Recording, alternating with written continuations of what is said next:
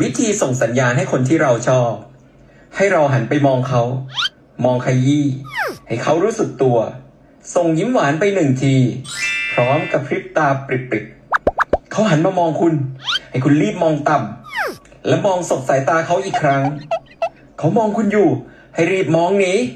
และหันมาดูเขาอีกทีทำให้เขาสนใจเป็นกระตุกไหล่ฉีกยิ้มให้เขา1 ทีเขาหันมาหาคุณแล้วให้คุณรีบหลับตาหยุดลืมตามองเขาส่งจุ๊บแรงกว่านั้นเขามองคุณอีกครั้งเต้นให้แรงกว่าเดิมและปล่อยเขาไปเถอะคุณไม่ปกติหรอก